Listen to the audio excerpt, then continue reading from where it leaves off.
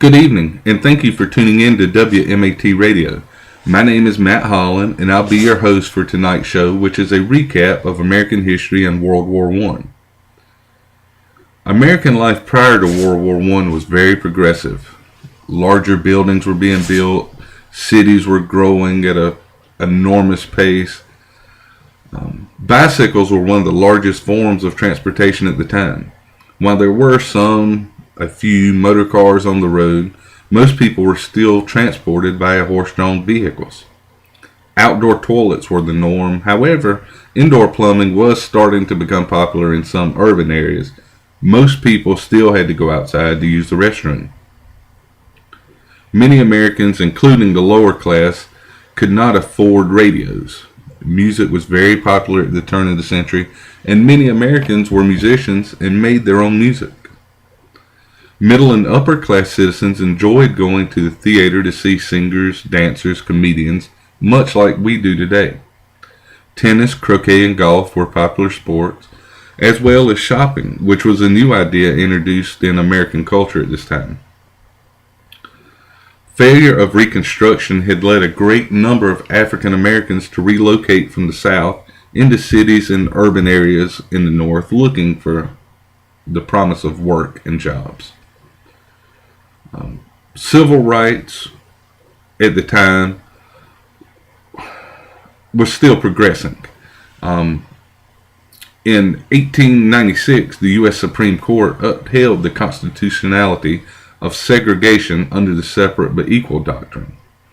The Plessy versus Ferguson case stemmed from an African American, Mr. Homer Plessy, who refused to sit in a Jim Crow car in 1892. This broke Louisiana law. The civil rights case progressed all the way to the U.S. Supreme Court, and unfortunately the court upheld the segregation under the separate but equal doctrine. On June 28, 1914, Archduke Franz Ferdinand of Austria-Hungary was assassinated, which pushed tensions to the boiling point and set major European military powers to war. The assassination is known to many to be the cause and start of World War I. Within just 2 short months, Austria-Hungary had declared war on Serbia. Germany, which was led by Kaiser Wilhelm II, declared war on Russia. Germany declared war on France. The United Kingdom declared war on Germany. Austria-Hungary declared war on Russia. Serbia declared war on Germany. So you've got all these major European countries, powers, fighting each other. August 1914, the U.S. President Woodrow Wilson vowed that America would remain neutral with the war. At this time, America was comprised of many European immigrants, and President Wilson worked very hard to keep America calm and neutral after the start of the war. However, on May 7, 1915, the Lusitania was sunk by a German U-boat off the southern coast of Ireland, killing 1,195 passengers, which included 123 Americans. The loss of the Lusitania provoked great outrage in the United States and helped create a climate of public opinion that would later allow America to join the war. This single act steered American culture from a mindset of isolationism to a more aggressive attitude towards the war. Later in 1915, Tsar Nicholas II took personal control over Russian armies. In 1916, the war was still in full effect in Europe. However, it was a fairly insignificant year for American history.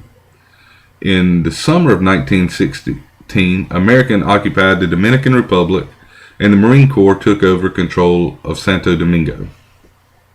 In January of 1917, the British intercepted a secret telegram from Germany to Mexico, a message that was trying to entice Mexico to join the war. Tensions were already high in America after the sinking of the Lusitania, and on April 6, 1917, America declared war on Germany. As America entered the war, the Russian government was overthrown, and with the 1917 Russian Revolution, Russia began to pull out of the war. America's military forces were somewhat weak in 1917. In May of 1917, Congress passed the Selective Service Act, which gave the president the power to draft soldiers. President Woodrow Wilson had pledged all of his nation's considerable material resources to help the Allies, France, Britain, and Russia, and Italy, defeat the Central Powers.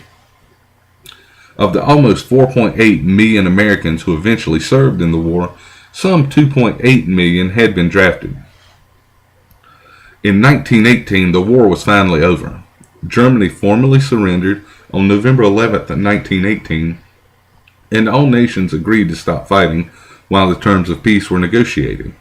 On June 28, 1919, Germany and the Allied nations signed the Treaty of Versailles, formally ending the war. Due to the war effort, industry in America grew, the women's movement progressed, and the government adopted new diplomatic policies. During wartime production, many unemployed citizens were easily able to find jobs, and industry boomed, trying to keep up with the demands of war. Women were able to hold jobs that were once thought of as men's only jobs. This played a part in the 19th Amendment being passed. However, after the war was over and soldiers started returning home, production began to decline. There were not enough jobs for everyone, and the economy started to decline after the war. However, Henry Ford was producing cars at a rate that had never before been seen. The automobile was becoming a more commonplace on the roadways. One idea that stemmed from the war was the need for trained medical personnel on the battlefield, and the role of the first responder was born from World War I. The boom of industry from World War I, the progressiveness, the ideas that America stemmed from World War I helped set America up to become a superpower. This was just a really quick recap of World War I. We'll have other shows later. Hope you tune in. But as always, thank you and stay classy, America.